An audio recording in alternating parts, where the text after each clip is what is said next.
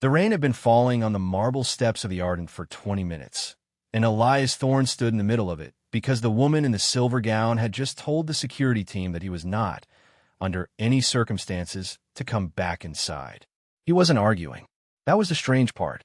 Everyone watching from the warm side of the glass expected the man in the gray custodian's jacket to argue, because that was what people did when they were thrown out of somewhere in front of a crowd.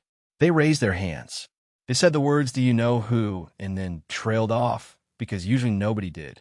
But Elias just stood there with his keys still clipped to his belt and the rain darkening his shoulders, and he watched the woman in the silver gown turn on her heel and walk back toward the ballroom without looking at him even once. Her name was Serafina Lockwood. She ran the most exclusive events firm on the Eastern Seaboard, and tonight she was running the most important night of the year for the Marlowe Foundation. She had decided, in roughly 4 seconds, that a damp man in a janitor jacket was a problem to be removed before the photographers arrived, and she had removed him. What Serafina Lockwood did not know, what nobody pressing their champagne flutes to the glass to watch the small humiliation knew, was that 1 hour from now, every person in that ballroom would go silent. Not because of anything she said, because of a name read aloud from a card by the master of ceremonies. His name. And the question that would follow wasn't going to be about the rain, or the jacket, or the embarrassment she'd handed him in front of 300 of the wealthiest people in the city. The question was going to be much worse than that. Who exactly have we just thrown out into the street? And what does he know about the money? But that comes later. Let's go back to the start of the day, because the start of the day is where you understand the man, and you have to understand the man before the ending will land the way it's supposed to. Elias Thorne's morning began, as it always did, at 4:45, with the particular quiet of a city that hasn't decided to wake up yet. He lived in a one-bedroom above a shuttered print shop, and the apartment held almost nothing that wasn't useful, with 2 exceptions. One was a framed photograph on the windowsill of a woman laughing with her head tipped back, caught mid-laugh by someone she loved. The other was a battered hardcover of a book about bridges, the kind of book a person reads not for the information, but for the feeling of how things hold weight. He made coffee.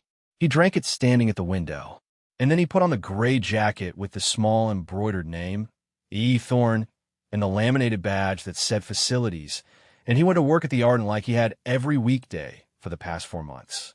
The Ardent was a hall. That word doesn't do it justice, but it's the word people used. 11 stories of limestone and glass that had once been a railway exchange and was now the venue where the city held the events that mattered. The ceiling of the main ballroom was 40 feet of restored ironwork, and there was a chandelier in the center of it that weighed more than Elias's truck and required a specialized winch and a 4-hour procedure to lower for cleaning. Elias knew the procedure.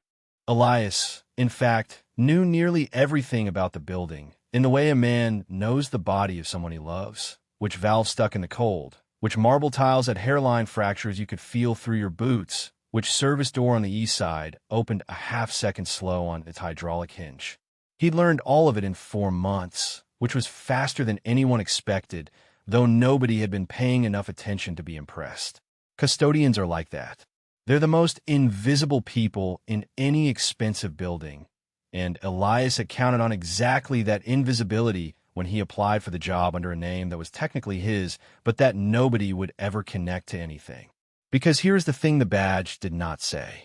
Here is the thing the gray jacket hid the way a plain envelope hides whatever's folded inside it. Elias Thorne was the reason the Marlowe Foundation existed. Not a donor to it. Not a board member. The reason. 8 years ago, he had sold the logistics software company he'd built in a garage for a number that had 3 commas in it. And instead of buying an island or a basketball team, he had taken almost all of it and built a foundation that sent kids who couldn't afford college to college.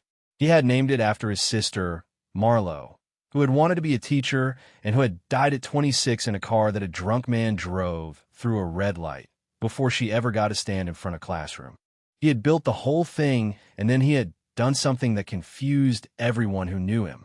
He had refused to put his name on any of it.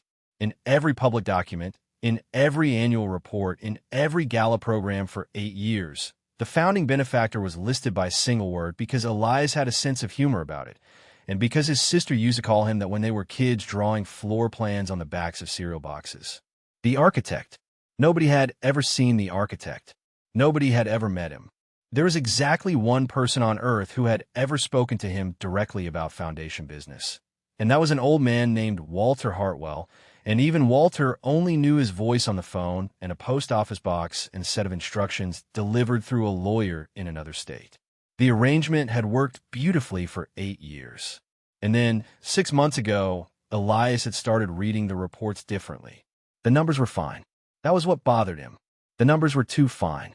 Every quarter, the glossy report arrived at his lawyer's office, and every quarter it told him the same smooth story. Scholarships placed, students thriving, costs controlled, growth healthy. But somewhere in the 4th or 5th year, the language of the reports had begun to change in a way only he would notice, because he was the kind of man who noticed when language changed. The reports had started talking less about kids and more about brand. Less about students served and more about donor engagement metrics. The word mission appeared less. The word opportunity appeared more, and not the kind of opportunity that meant a kid getting into college. So Elias had done the thing that nobody in his position is ever supposed to do. He had gone to look for himself. He had let the lawyer tell the board that the architect wished to remain at a distance for another year, and he had quietly applied for a job as a night custodian at the very building where the foundation kept its offices and held its gala. Because you cannot understand how an organization actually treats people by reading a report about how it treats people.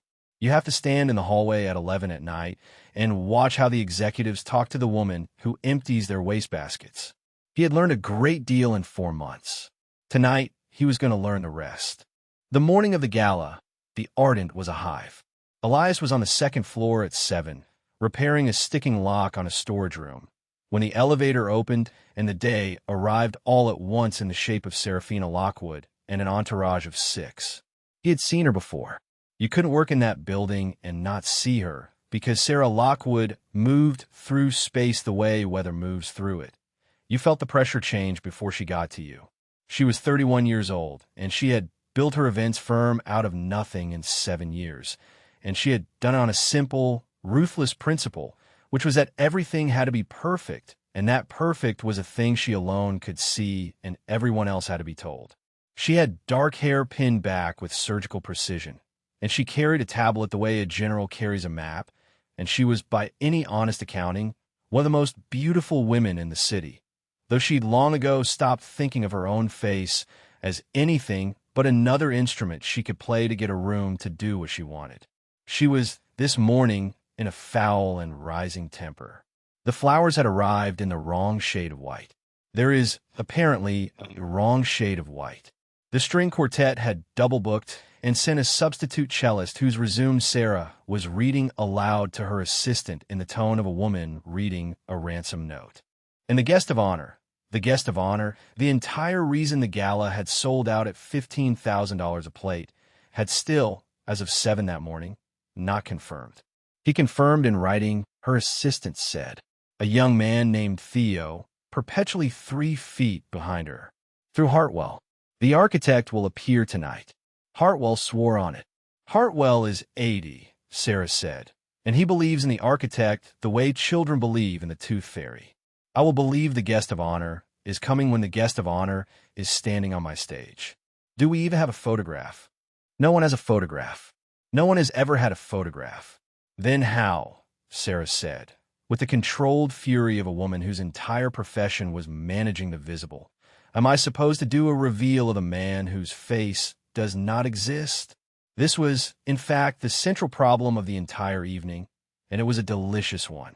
For 8 years, the Marlowe Foundation Gala had been a quiet, dignified affair. But this year the board, pushed by a man named Damon Pierce, who had joined 2 years ago as chief financial officer and had ideas, had decided to make the gala into a statement. Because this year, finally, after 8 years of silence, the architect had agreed to come out of the shadows and appear in public.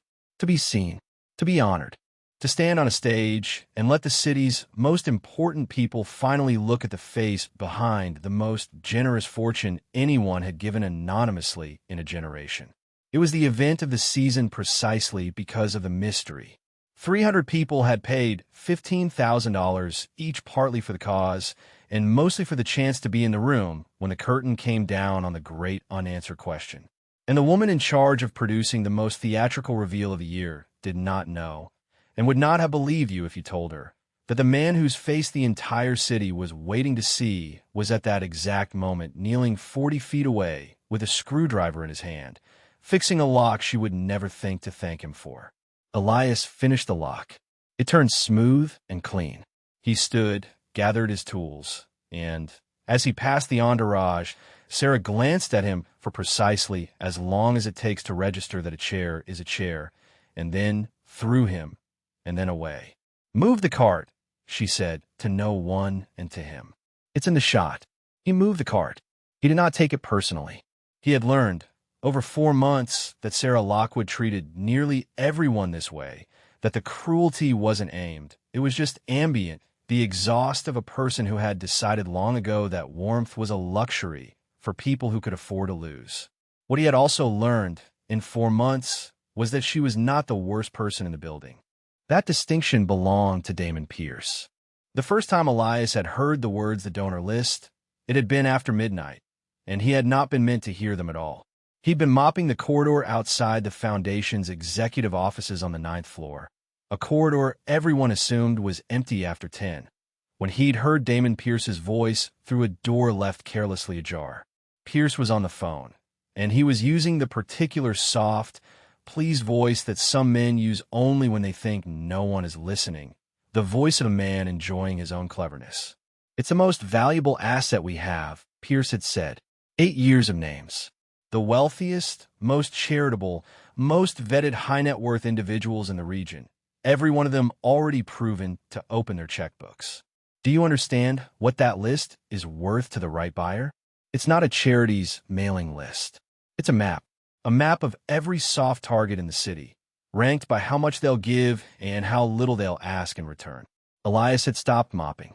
"The architect's deed restricts the Foundation's use of the data," Pierce had gone on. "It says nothing about a wholly separate consulting entity licensing anonymized engagement profiles, which, when you build it correctly, are not anonymized at all. The old man, Hartwell, he'd have a heart attack. But Hartwell retires off the board in the spring, and once the architect does his little ribbon cutting tonight and goes back to being a ghost, there's no one left who actually reads the governing documents. There's just the brand, and I run the brand. That had been 5 months ago. Since then, Elias had done what Elias did. He had gone quiet, and he had gone patient, and he had read. A custodian, it turns out, has access to nearly everything in a building, because a custodian is the one person allowed to be anywhere at any hour with no one asking why. Over the months, in the small, unwatched hours, Elias had read the proposed restructuring documents that Pierce had been carefully drafting. He had read the term sheet for the new Engagement Analytics subsidiary. He had read the side agreement, buried, obfuscated, written to look like routine compliance language, that would transfer governance of the donor data out of the Foundation's protected charter and into Pierce's separate company the moment the founder's representative signed off on the Gala's modernization initiative. And tonight, at the Gala, the board was going to vote on that initiative. They were going to vote on it after dinner, in a private session, while the guests danced. Pierce had timed it perfectly. Everyone would be glowing from the reveal. The architect would have appeared, been honored, said something modest, and vanished. And in the warm afterglow, the board would sign away the one thing the Foundation had that money couldn't replace. The trust of every person who had ever given to it, believing their generosity was private. Pierce had built a beautiful trap. He had built it patient and quiet, exactly the way Elias would have, which was perhaps why Elias recognized it. What Pierce didn't know, what nobody knew, was that the founder's representative, who was supposed to be a rubber stamp, was going to be standing in the room. Elias had the documents. He had spent 4 months assembling the picture the way you assemble a model from the inside out, skeleton first, skin last. And tonight, he was going to do the thing he had built the Foundation to make impossible. He was going to make sure no one got hurt by something they didn't understand. He just had to get into the Gala to do it. This turned out to be the one part of the plan that fell apart. By 6 in the evening, the Arden had transformed into something out of a dream a very wealthy person might have.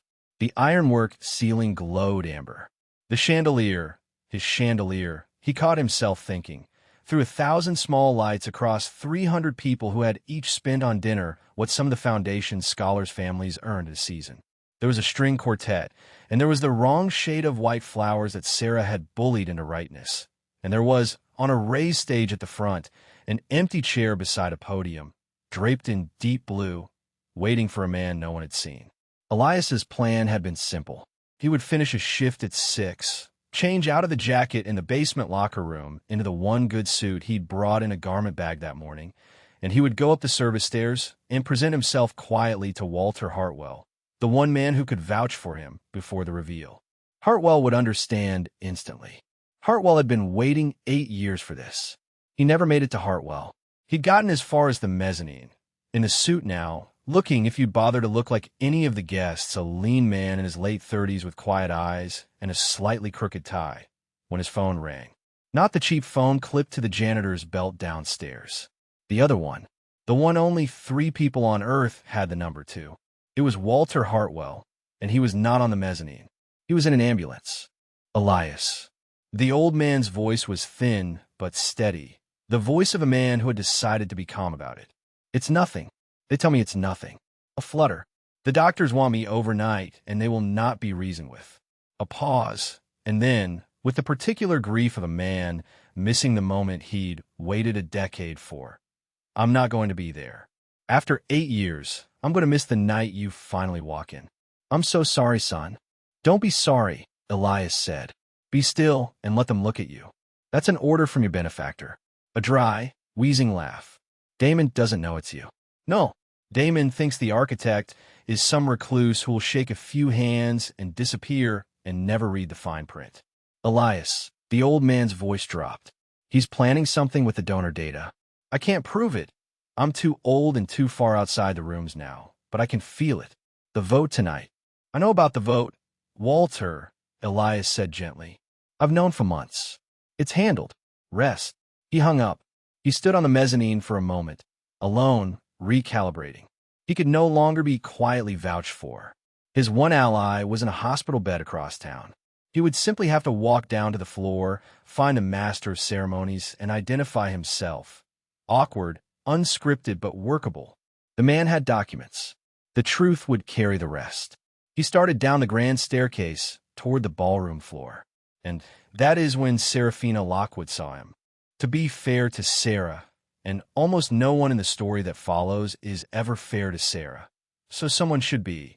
She was at the absolute outer limit of her endurance. It was 6:50. The guest of honor had not appeared.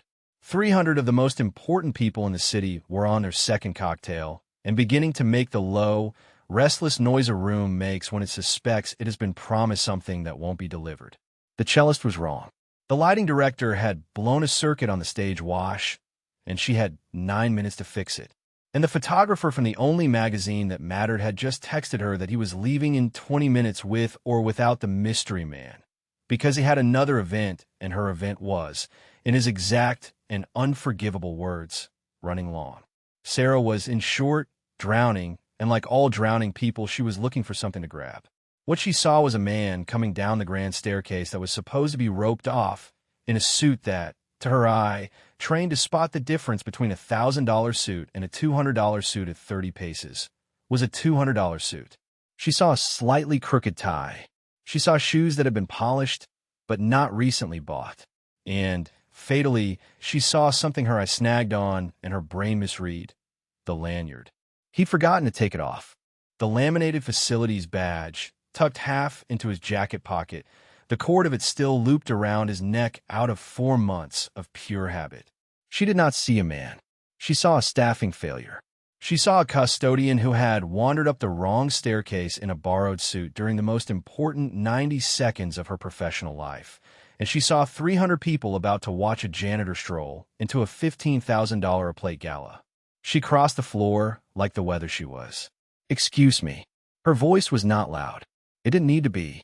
7 years of being the person whose word ended every argument had tuned it to the exact frequency that stopped people mid-step. "Sir, this area is for guests." Elias stopped on the third stair from the bottom. He looked at her. Up close, she was even more striking and even more exhausted. And he felt, this is true, and it complicates things, a flicker of something almost like sympathy, because he could read a person under pressure the way he could read a sticking lock, and this woman was 3 turns for breaking. "I'm here for the gala," he said. "Calm. No heat. I need to speak with whoever's running the program before the—" "I'm running the program." She held out her hand, palm up, the gesture of a woman who has confiscated 1,000 phones from 1,000 staff members. "Your badge. You're not on tonight's catering or facilities roster. I approved every name myself, so you've either picked up a shift you weren't cleared for, or you've come up here to see the party.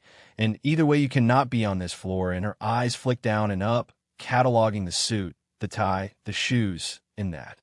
There was that. A small cluster of guests near the bottom of the stairs had stopped talking to watch. A man in an actual $10,000 suit smiled into his drink.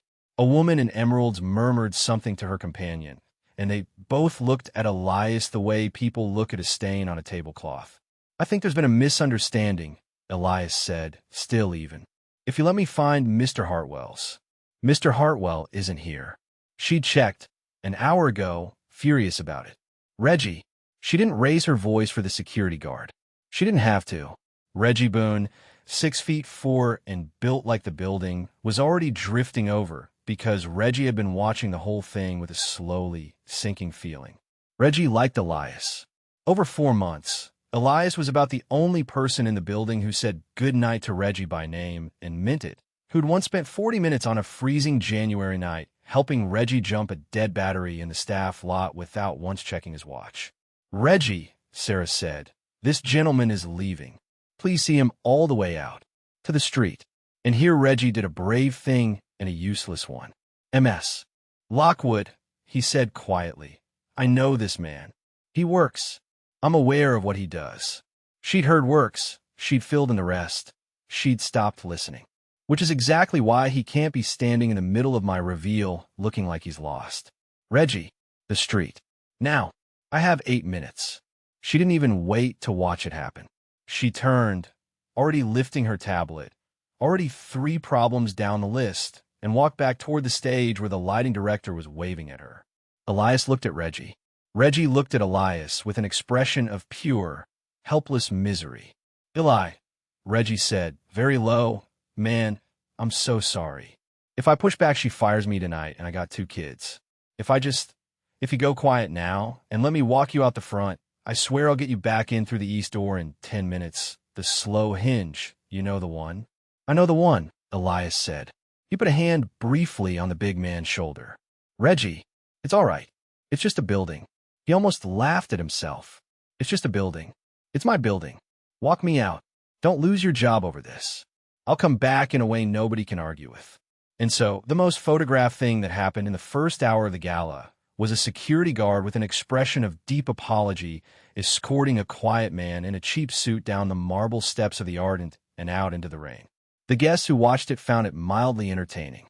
The man in the $10,000 suit said something about standards and got a laugh. The woman in emeralds had already forgotten it by the time she reached the bar. Out on the steps, in the rain, Reggie pressed something into Elias's hand. It was Reggie's own umbrella, a sad collapsible thing. 10 minutes, Reggie said. "East door. I'll be there." "You won't need to be," Elias said. He didn't take the umbrella out. He stood in the rain and watched Reggie go back inside. And then he took out his good phone, and he made one call.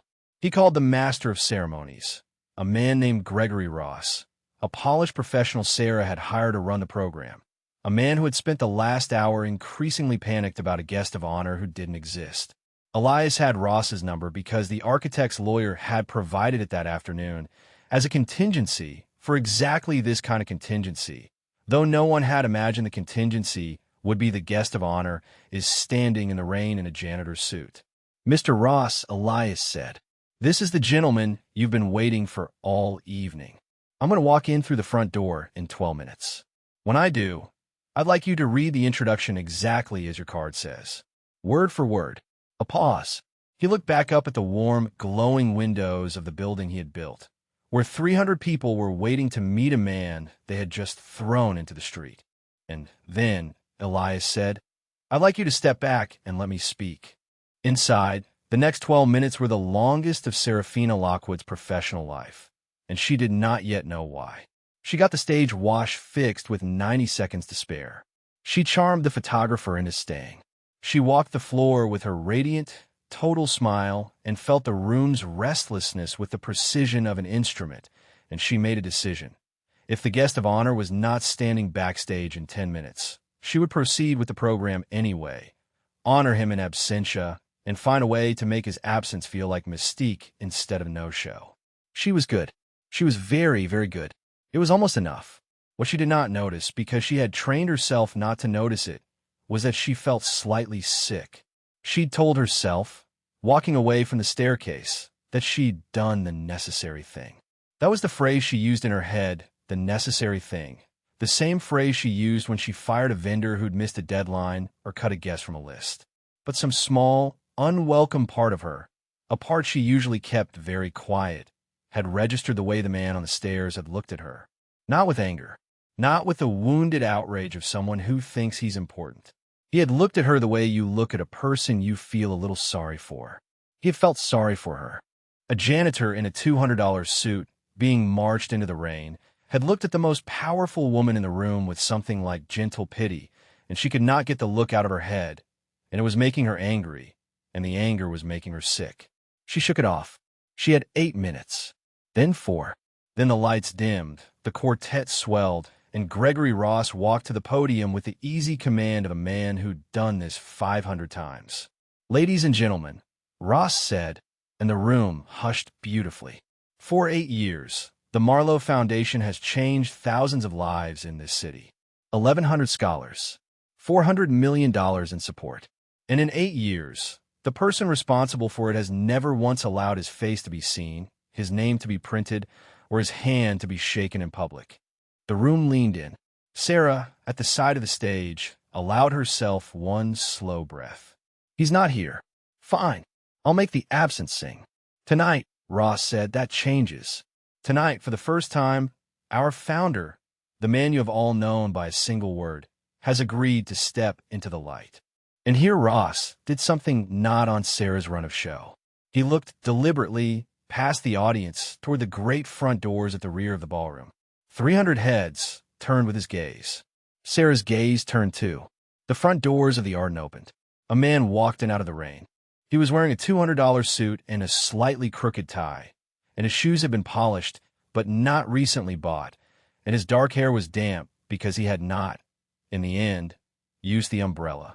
He walked up the center aisle between the tables, unhurried, the way a man walks when he is nowhere he'd rather be and nothing left to prove, and 300 of the wealthiest people in the city watched him come, and some of them began, slowly, to recognize him, and the recognition moved through the room like a crack moving through ice.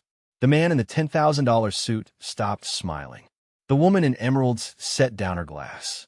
And Gregory Ross, reading word for word from his card exactly as he'd been asked, said into the silence, Ladies and gentlemen, it is my profound honor to introduce the founder and sole benefactor of the Marlowe Foundation, the man you have known for 8 years only as the architect, Mr. Elias Thorne. The room did not applaud. The room could not applaud. The room had stopped breathing, because at least 40 people in that ballroom had watched, 20 minutes earlier, a security guard escort this exact man down the front steps and into the rain on the orders of the woman, now standing frozen at the side of the stage with all the color draining out of her face. Elias reached the front. He climbed the 3 steps to the stage. He passed Sarah Lockwood close enough to touch, and he paused just for a second. And he looked at her, and it was the same look from the staircase, the gentle one, the one with no cruelty in it at all, and that was somehow worse than anything he could have said. Then he stepped to the podium, and he adjusted the microphone, and he looked out at the 300 people who had paid $15,000 to meet him, and he said, Good evening. I'm sorry I'm a little wet. I had some trouble getting in. And that single dry, devastating line broke the room. A laugh went up, startled and enormous. The laugh of 300 people releasing a held breath all at once. And underneath the laugh ran a current of something colder, because every person in the room was now doing the same fast, awful arithmetic, and the answer to the arithmetic was standing white-faced at the side of the stage in a silver gown. Elias let the laugh settle. He was, it turned out, a natural at this, which surprised no one more than him. 8 years of forced anonymity, and it turned out the man could hold a room in the palm of his hand. Maybe that was why he'd hidden. Some people run from the wrong kind of power. "I want to tell you why you've never seen my face," he said, when the room was quiet again. "And I'm going to be honest with you, because I think after 8 years you've earned honest. My sister's name was Marlo. She wanted to be a teacher. She never got the chance, and the reason she never got the chance had a lot to do with money. Money for school, money she didn't have and our family couldn't borrow. After she died, I came into a great deal of it, more than one person should have. And I made a decision that the money would do the one thing it could never do for her. It would clear the road for other people's Marlos. And I decided to do it without my name attached, because he paused and chose the words, because I have watched what recognition does to generosity. I've watched the cause shrink and the name grow until the name is the whole thing, and the cause is just the pedestal it stands on. I didn't want a building with my face on it. I wanted 1,100 kids in college. I thought if I stayed invisible, the foundation would have to stay about them." He looked down for a moment. 6 months ago, I stopped believing it had. A different kind of silence now. The cold current rising to the surface. The reports I was getting were beautiful. Too beautiful. So I did something a little strange. I'm told it's the kind of thing that only makes sense to people who used to build things with their hands. He smiled faintly. "I can't find out for myself. I took a job in this building. I've been here 4 months. I've waxed these floors. I've fixed the lock on the storage room on the 2nd floor, the one that sticks in the cold. I've said goodnight to the people who clean up after parties like this one, after everyone like you has gone home. And in 4 months, as a man nobody looked at twice, I learned more about my own foundation than 8 years of reports ever told me." He let that land. 300 people understood, now, exactly what he was saying. The man in the rain, the janitor on the stairs, that had been him doing this all along. At the side of the stage, Sarah Lockwood was holding very still, the stillness of a person who has just understood the full shape of a mistake and is calculating, with her whole being, whether she will survive it. "Some of what I learned was wonderful," Elias said, and his voice softened, and he was looking now toward the back of the room. "There's a young woman here tonight, Nora Castellanos, our youngest current scholar. She's 12. She's somewhere back there pretending she's not terrified, a ripple of warm laughter, and a small dark head ducked behind a table, who left me a drawing taped to a janitor's cart 3 weeks ago because she'd seen me eating lunch alone and decided that was unacceptable. She didn't know who I was. She was just kind to a man she thought needed it. That is the foundation I built. That kid is the whole thing." He straightened, and some of what I learned was not wonderful at all. "Which brings me," Elias said, "to the part of the evening I expect Mr. Pierce was hoping I'd sleep through." Damon Pierce, at his table near the front, had spent the last 4 minutes turning a slow, careful shade of gray. He had built the trap so well. The vote was set for after dinner. He had the votes. He'd counted them 3 times. The only wild card had ever been the architect himself, and the architect was a ghost, a recluse, a check that signed itself, a man who'd appear once in 8 years to wave at a room and vanish. Pierce had planned for a benefactor who didn't read the fine print. He had not planned for a benefactor who had been mopping the floor outside his office for 4 months listening to him say the quiet parts out loud.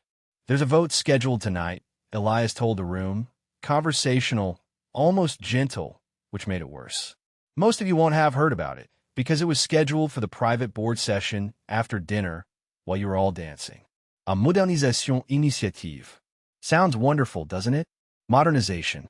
Who could be against it?" He reached into the inside pocket of his cheap suit and took out a folded sheaf of papers. He didn't wave them dramatically. He just held them, the way you hold something heavy. "The initiative restructures the foundation's data governance. There's a new entity involved, an analytics subsidiary. It's all written in the kind of language that's designed not to be understood, the kind that reads like compliance boilerplate, so your eyes slide right off it. I know that language well. I used to get paid to find the things people hid inside it. He turned a page. Page 9, for those of you on the board who'd like to follow along when you get home. Subsection C. Strip away the language, and here's what it does. It takes the donor list. Every name in this room, 8 years of the most generous and most private people in this city, and it licenses it through a separate company to whoever's willing to pay. Your names. You're giving histories, a map, as someone described it to me once, of every soft target in the city, ranked by how much you'll give and how little you'll ask in return. The room made a sound. 300 wealthy, private people learning that their privacy had been sized up and priced. The Foundation's charter forbids it, Elias said. I wrote the charter. But the charter only protects the Foundation, and this routes the data through a company the Foundation doesn't technically own. It's clever. It's genuinely clever. It just required 2 things to work. It required the old chairman, the one man who reads everything twice, to be gone, and he retires in the spring. Elias looked at the empty, honored chair, and something crossed his face. And he's in a hospital bed tonight, which you'd have called luck, Damon. And it required the architect to sign the modernization initiative without reading it. To be exactly the absent, trusting ghost everyone assumed he was. He set the papers on the podium. I'm not signing it, Elias said. And I like the company that drafted it to look very closely at whose signature is on the cover page of the term sheet, because I recognize the firm, and I think when the rest of you recognize it too, you're going to have questions about how it got hired. Damon Pierce stood up. It was the worst possible thing he could have done, and he did it because panic does that to a certain kind of man. His voice cracked, and he hated it. These are decontextualized documents. This is a misunderstanding of a routine. Sit down, Damon, Elias said, not unkindly, almost tiredly. You spent 5 months building this. I spent 5 months watching you build it. One of us is going to be embarrassed tonight, and it isn't going to be the man who was holding the mop. Pierce sat down. It was, the magazine photographer would say later, the single best photograph he had taken in 15 years. He'd stayed for the mystery man and gotten something far better than mystery. He'd gotten a reckoning. What followed took about 20 minutes and was, by the standards of high drama, almost boring, which is how real reckonings usually go. Elias didn't shout. He simply laid the facts on the table one after another, in the calm voice of a man reading a blueprint, and the facts did the work facts do when there are finally enough of them in one place. The board members at their scattered tables pulled out the documents they'd been handed that afternoon and, for the first time, actually read page 9, subsection C, with the man who wrote the charter explaining it line by line.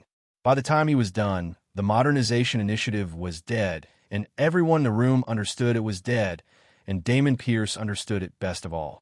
Elias announced, in the same even voice, that the analytics subsidiary would be dissolved before it ever held a single name.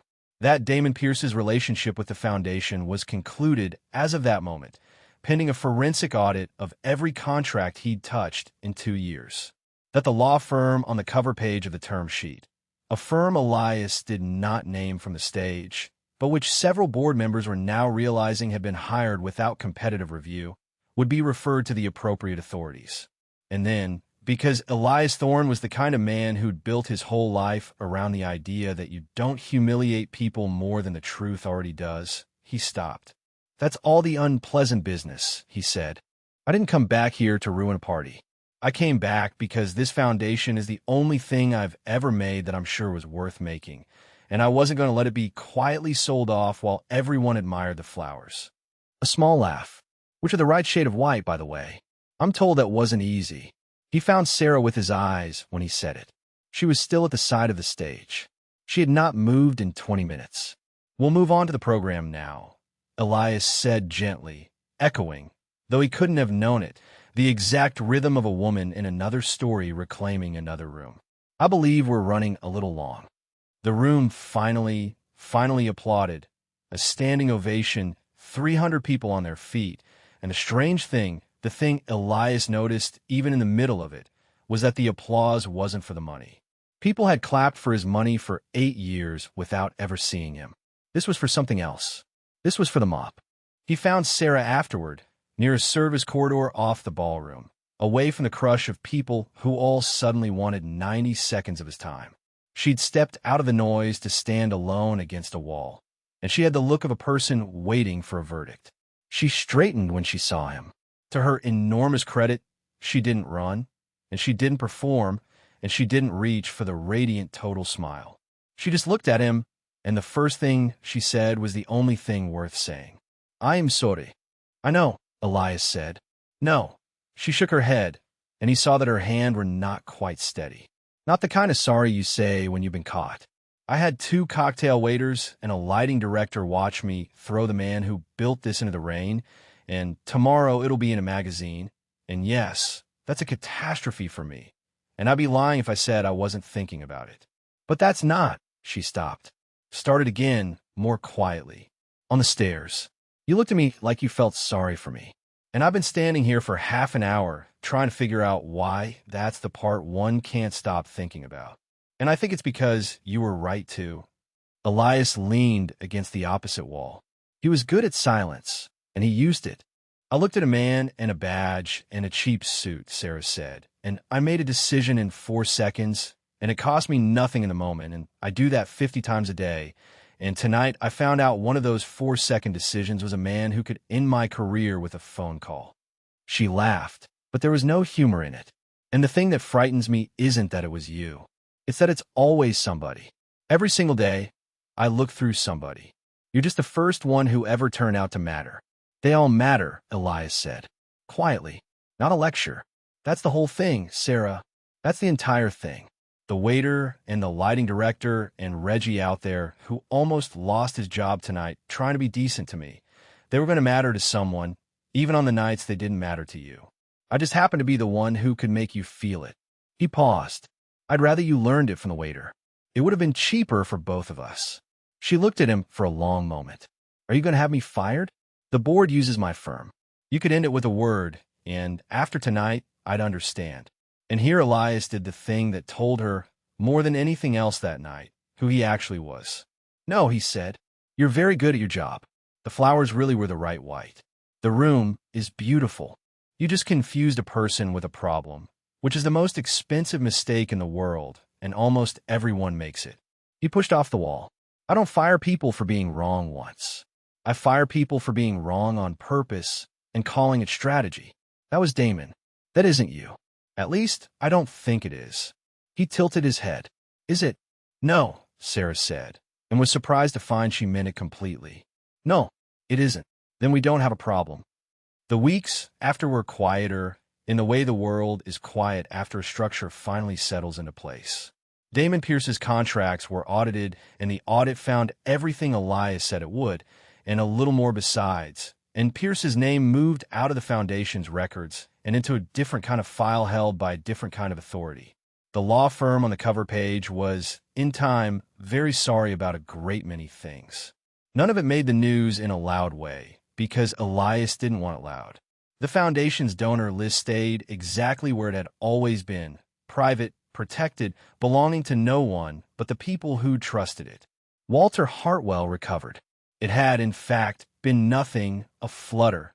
And when Elias visited him in the hospital the next morning and told him the whole story, the old man laughed until the monitors complained and made Elias tell the part about, "I'm sorry I'm a little wet," 3 separate times.